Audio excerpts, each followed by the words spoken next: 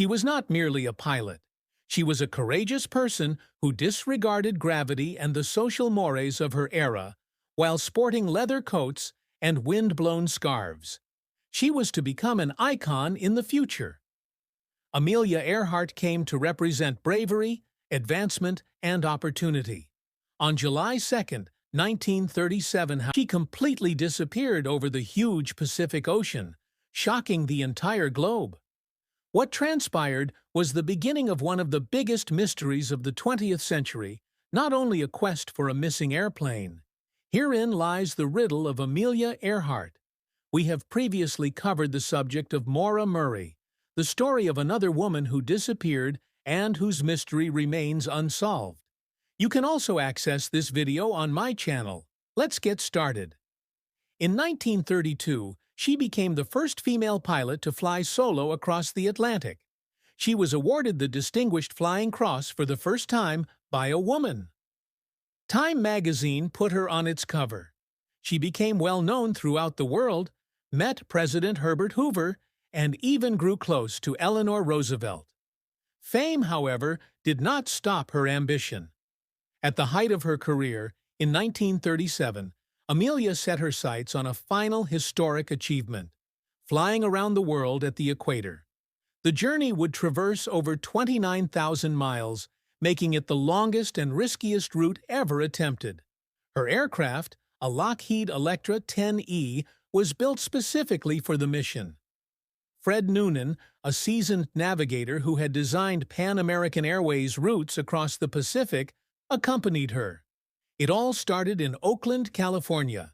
After making stops in Miami, Brazil, they flew eastward over the Atlantic to Africa, then over the Arabian deserts, the Southeast Asian rainforests, and finally into Australia. They reached Lae, New Guinea, by the end of June. The lengthy, perilous trek across the Pacific Ocean was the only significant leg left. Their next destination was Howland Island, a remote, flat coral island in the middle of the Pacific. Measuring only 2,556 meters in length and about 800 meters in breadth, it was barely a blip in the ocean. A U.S. Coast Guard cutter, Itasca, was nearby, ready to provide radio guidance. On July 2nd, Amelia and Noonan set out at 12:30 a.m., expecting the flight to take about 18 hours. Historians have been baffled by what happened next for years. At 7:42 a.m., Earhart transmitted an alarming radio message. "We must be on you, but cannot see you. There is no gas left in the tank." She repeated her coordinates, hoping to guide the Itasca to her location, but radio reception was erratic. The spacecraft tried to respond, but she could not hear. "We are running online north and south," was the last communication that was received at 8:43 a.m. Then, nothing.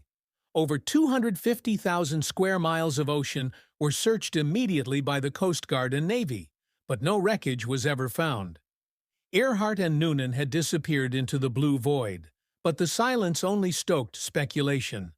The crash and sink theory, which holds that Earhart ran out of fuel, crashed into the ocean, and the plane sank into deep seas, is the most frequently accepted explanation. It's easy, reasonable. However, it is emotionally disappointing. Not a wreck. Nothing is left. Nothing definitive. Other theories, some convincing, others outrageous, emerged from that void of certainty. One of the most discussed theories is the Nikumaroro theory. Nikumaroro, formerly Gardner Island, is located about 350 nautical miles southeast of Howland Island. In 1940, a British colonial officer discovered skeletal bones, a sextant box, makeshift tools, and fragments of a woman's shoe on the island.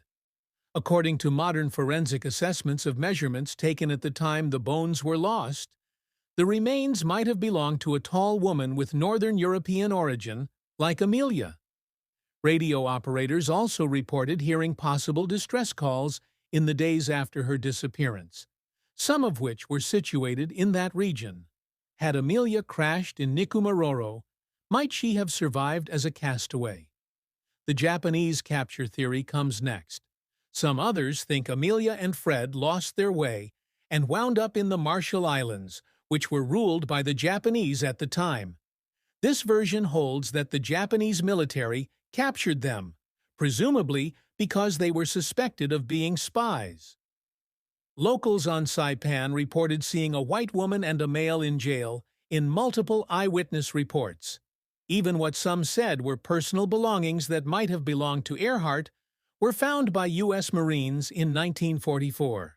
However, conclusive evidence has never been found. No pictures, no records, no formal acknowledgement.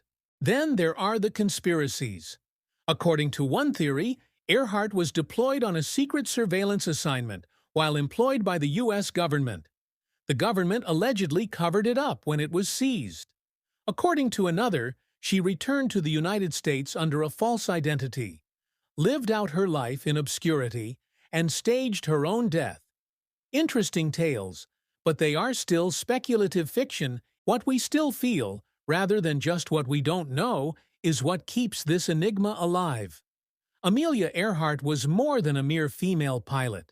She represented something bigger, of bravery in the face of peril, of advancement in a society that tries to impede women's advancement, of the human spirit attempting to reach the heavens. Deep-sea drones and sophisticated sonar have been used to conduct additional searches in recent years. The seafloor around Howland Island was investigated in 2019 by an expedition headed by explorer Robert Ballard, who discovered the Titanic. However, the mission was unsuccessful once more. The secrets of the Pacific remain unspoken. So what did Amelia Earhart actually do? Did she run out of fuel and sink under the waves without making a sound? Did she live on a deserted island for days, weeks, or perhaps months? Or were those last few hours the scene of something darker? We might never find out. Maybe the mystery is now part of her tale, not only about her travels, but also about her identity and significance. Perhaps we'll never uncover the full truth, but as long as the mystery endures, Amelia Earhart's legacy will continue to soar, high above the clouds, where legends are born and never truly lost.